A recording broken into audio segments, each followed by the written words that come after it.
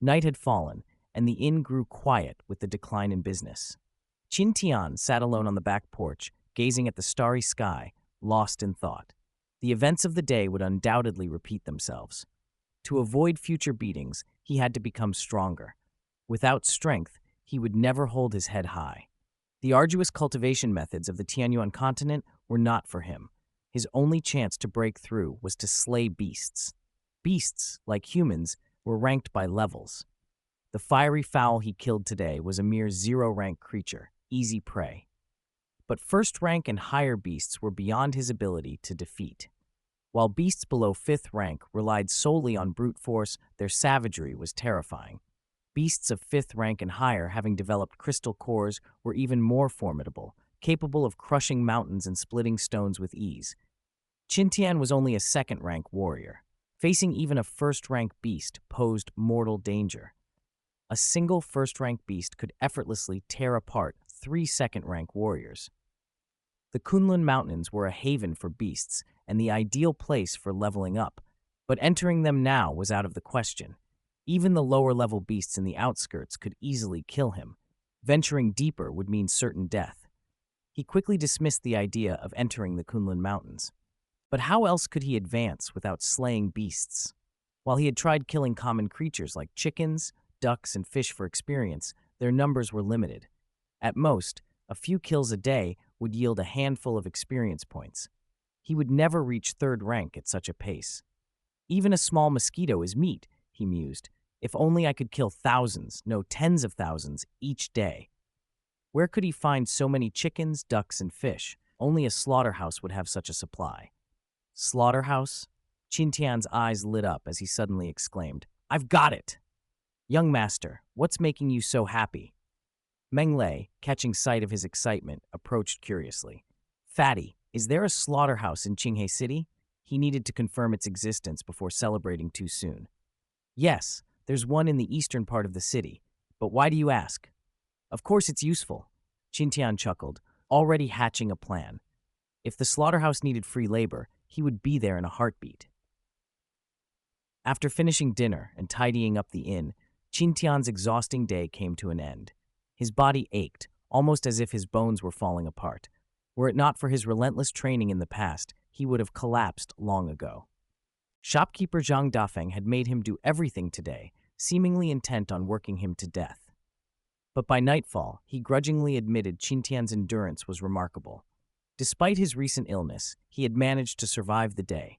Tomorrow, he decided, he would pile on even more tasks. Labor was free, after all.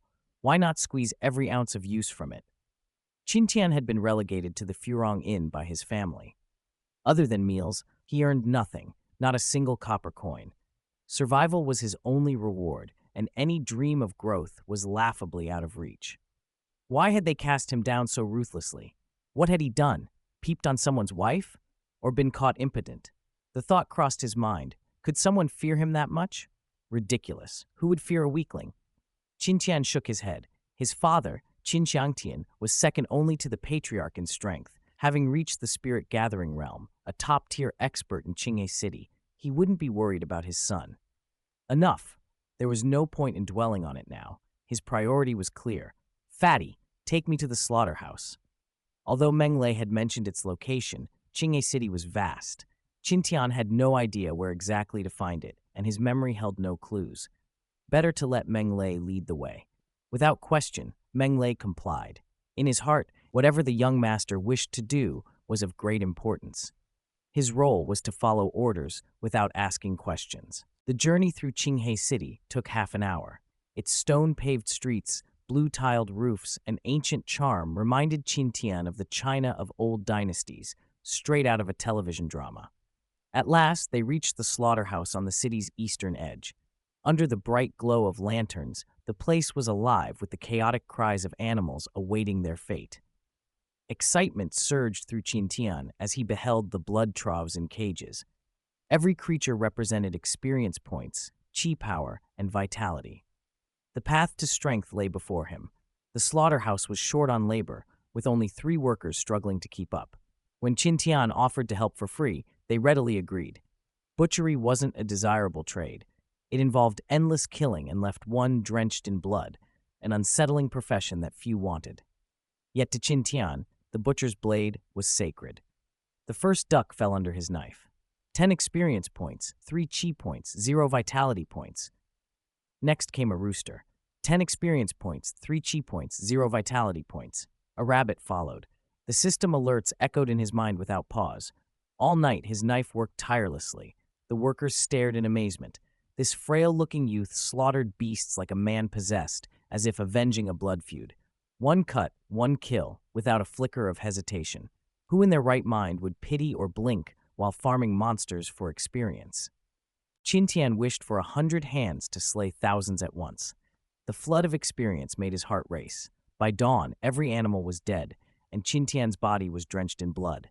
His appearance was monstrous, as though he had risen from a pool of gore. Holding a cleaver, he stood like a demon incarnate. The system chimed one last time. Congratulations, player Qin Tian, on leveling up. Current level 3. The sound was heavenly.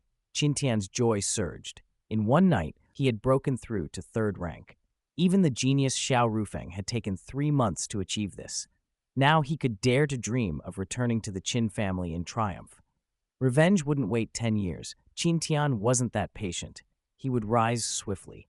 His enemies would bow before him. Stinking of blood and victory, he laughed. The river beckoned to wash it all away.